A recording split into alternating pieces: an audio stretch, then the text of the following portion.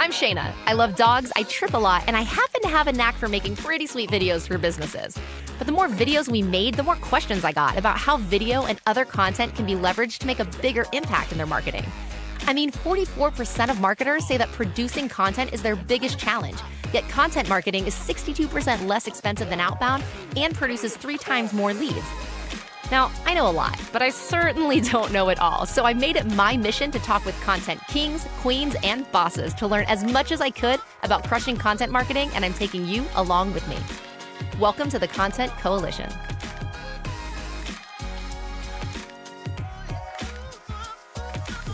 So it's Harry Duran with FullCast. Thank you so much for coming on today with us. He serves podcasters also. We're going to talk about his podcast, how he got to that, and then how he segued into helping podcasters. And then he's going to give you an actionable item to implement today if you can. Not if you can. Sure. You just should. Yeah, you have to. Yeah, awesome. So, okay. So what in 4 sentences does FullCast do? We empower thought leaders to amplify their authority and expand their reach through the power of podcasting. Awesome. Wow, that was quite the... You said that once or twice before, right? Okay, so now explain, what physically do you guys do? So it's complete done-for-you service for podcasting. So what I want them to focus on is to be, consider themselves the talent, right? They're genius, They're right? genius. Yeah. Like, what's the best thing you do? You get on the mic and you either teach because you're a thought leader in a specific topic and you can talk the crap out of that stuff, or you just are a great conversationalist and you have great interviews. So record your interview and then get it into Dropbox and then stop. And then we'll take it from there. And if it's like a MOV file that we have to split up, we'll get both sides of the audio, we master both sides, we do all the editing, the mastering, we'll add your intros, we'll add your outros, we'll add your music. And then we add your ID3 tags, which is the information that's inside so that iTunes can read your information correctly in your podcast. Then at that point, we write full show notes. And the structure of the show notes is a summary, timestamps. We pull out 3 to 5 quotable tweets, and we put so if there's like a one-line thing that's someone mentioned that we're going to use it later in social media. Yeah. So 5 quotable lines. Any links mentioned in the show, we pull those out as well. Because a pet peeve for me as a podcaster is when a podcaster says, "Okay, we'll provide that link in the show notes," and I'm like, "Yeah," and I go into show notes, and I'm like, "It's not there." It's not there. Like you told me it'd be there. they can't click on the episode. So. Yeah. So yeah. and all the new podcast players are now really rich media, right. savvy, and so you can click on it within the player. So we provide all that. We write a full transcription. In a second, I'll tell you how we use that. So we actually log into clients' website and all their social media platforms. We post the show notes to their site for them. Then we create customized artwork every single week. And then we actually go into social media mode. So we log into their Twitter, their Facebook, their LinkedIn, their Instagram, and we create an artwork customized for each platform. There's nothing worse than seeing artwork that was meant for Facebook show up on Twitter, and the side is cut off, and it's like, oh, okay, you're just forwarding it, or you're just using the auto forward feature of these social media platforms. Yeah. And because they're thought leaders, we want to make sure they're polished, they're looking polished. Of course. On each side, you have to customize the message for the social platforms, as I'm sure you're aware. In Twitter, you've got the 240 characters. In Instagram, you've got 2,200 characters. So we changed the message in there. And then we have content now. I love this idea of repurposing content, but because we pulled out 5 quotes, each tweet is a different quote. Yeah. And so now, because we have we take about a 15 to 30 second soundbite, and we use it as the beginning of the episode. Yes. So it's like the teaser. So how do you feel about Alexa skills?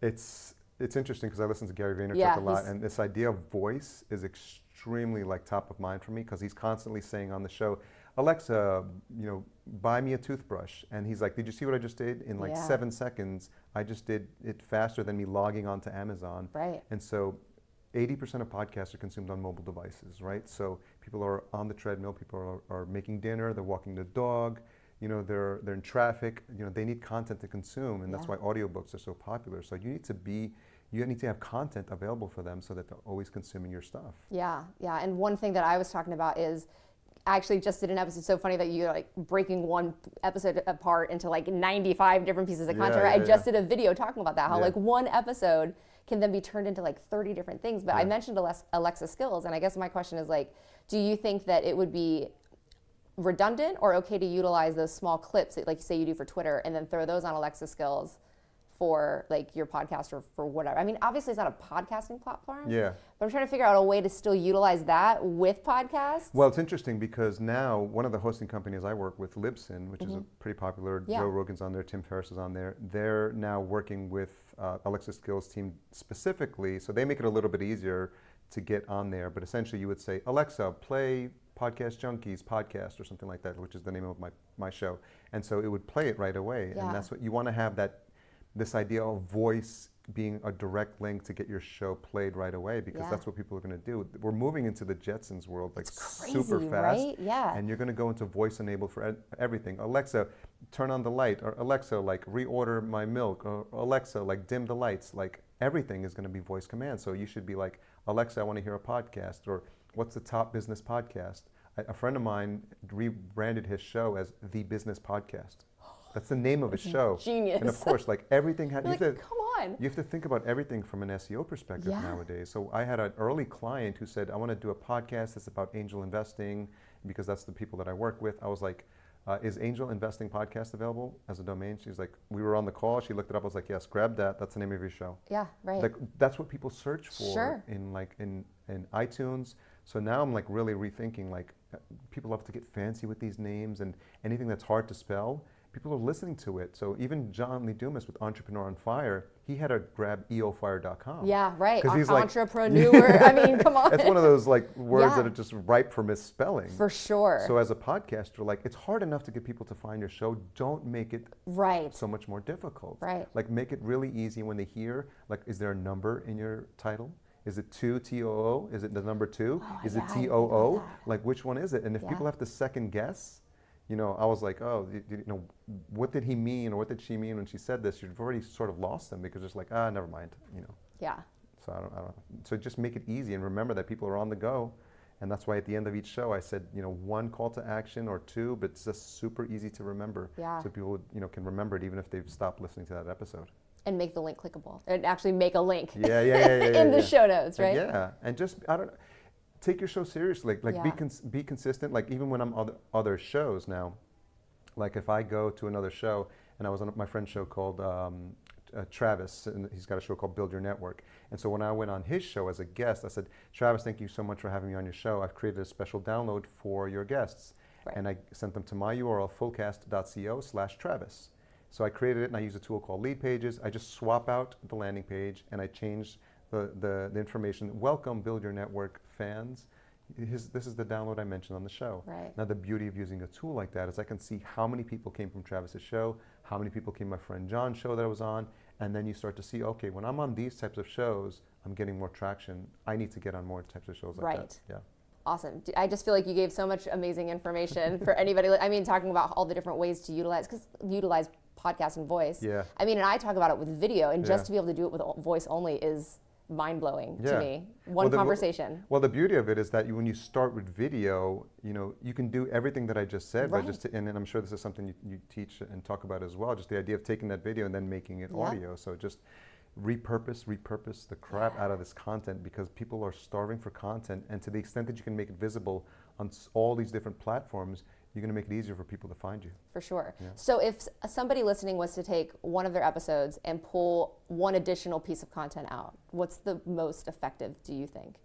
Obviously it all works symbiotically, but what do you think the one big powerful hit would be? I really like what we're doing with these snippets of audio, because it's a couple of different benefits. And one is placing it at the beginning of your episode and just having it be the soundbite that leads people into your content. So when you're working with your editor and say, hey, we need a 15-second, we need a 30-second snippet because we're going to use that. Once you have that snippet, then you can proceed to make these audiogram, and that gets you now, technically it's a movie, but it really shows up, and when people are in their Twitter feed, I mean, the life of a tweet, what I've heard, is like 7 minutes. Yeah. So you need to create content that makes them pause. Right. And if you just have, hey, download my episode, that's not engaging enough. Right. But listen to this soundbite where I talk, you know, and tell you why video marketing is important. You've got 240 characters now. You can do posts like that in Twitter, like use it up and describe what they're about to listen to when they click the unmute button on this little movie that's playing, and you see the animated waveform, you're like, that's going to cause them to slow down. So just create engaging content that causes viewers and listeners to lean in. You know, and the sound bites will give you that. Awesome. Yeah. Awesome. So what podcasts are you listening to right now? I'm a big fan of Tim Ferriss's podcast. He does a lot of good things. And then I try to listen to podcasts that sort of get me out of my, just kind of think, I like 99% Invisible. It's a storytelling podcast as well. Radio Lab is a really good podcast I listen to as well. Very cool. So I know we talked about a lot of action items, but the big question always at the end is, what's one actionable thing that a listener can do? So if there's just one, not like break it apart into 54 pieces of content, but what's the one thing that they can do this afternoon or, you know, tomorrow morning or whatever that will help them? If they're interested in starting a podcast, we always say the first thing you can do is record your first episode, but you want to do it with a quality microphone. And the top recommended microphone is Audio-Technica's ATR 2100. It's got a USB plug and an XLR plug, so it grows as you need it, but you can literally take that mic, plug it into your laptop, and record your first episode. You never have to tell anyone about it. You can just record it, because this is the hardest thing, right? Because people are worried, like, I don't like the way my voice sounds.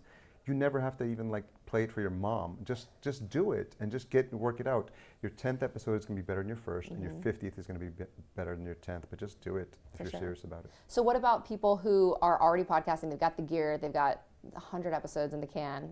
What's one thing they can do? What they need to do is find out what other platform or what other audience they're serving with their content, where they can share their content where it's not visible. So for example, if you're talking to chiropractors on your show, like can you go to a chiropractors conference and set up a booth and say, I want to interview chiropractors live? You want to be where your competition is not. So if you have a podcast about a specific topic, like I'm going to a conference in this Friday. I'm literally doing back-to-back conferences. Oh my God. It's called the Conscious Media Festival, and it's about people who are raising consciousness through media.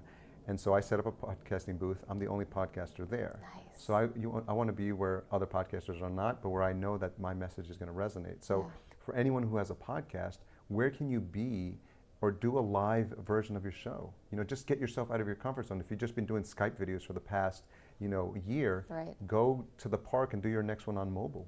You know, just keep pushing yourself out of your comfort zone. Record a video for your first one, or record a video promo of your podcast. People would think, well, it's just audio, but go on live. You create a Facebook group. I know I'm giving you more than one, but I'll take it. The ideas keep coming. You have a lot to choose from. So one of the biggest things I love is create a community around your podcast. Yeah, for sure. If you don't have a private Facebook group for your podcast, your behind the scenes group, like do that today, because people love this behind the scenes, inside like the workings, like how the sausage is made sort of stuff. And I'm walking my dog, I'm like, hey guys, I just had Jordan Harbinger on the show, and he's now moved away from this. He's got his new podcast called The Jordan Harbinger Show, and he's talking about the challenges of starting from zero, and I'm really excited about having that conversation. And so I'm like walking the dog and doing that. And that's the best place to share content like that. Well, it's like you've got these people who are giving you, they're sticky audiences. They're giving you so much of their time. They're inviting you into their living room, right? And to not, to not serve them also, like they're already engaged. They want it. They want it. There's a group of your audience that really wants to be your super fans. Yeah, they want to be your family. I create something called a retention hashtag at the end of my podcast episode. And so every time a guest comes on, I invent a hashtag, but I only say it at the end of the episode. So you have to listen to the whole thing, and then you have to tweet about it. Cool. And there's like a couple of people that are super fans, and every week I'm like, oh, super fan, listen to the end. And you know who they are. Yeah. That's so cool. Well, I feel like you just flooded us with amazing information. Thank you so much for coming on. And how can people find you? If they're interested in any work around podcasts, just FullCast.co. Awesome. But I'm active on Facebook, and I'm active on Instagram and Twitter as well. So if you look up Harry Duran, then you'll be able to find me. Awesome. Sounds good. Thank you, Harry. Appreciate it. Okay. And we'll see. We hugged earlier. It's awkward to hug in these chairs. So we can do one of those. We'll see you next week. Thank you so much for checking out this episode of the Content Coalition. Now, whether you're listening or watching, make sure that you subscribe to the YouTube channel and to whatever platform you're listening to it on, because you're not going to want to miss out on the incredible things that I'm learning with these amazing content marketing pros. So make sure you subscribe, and we will talk to you next week.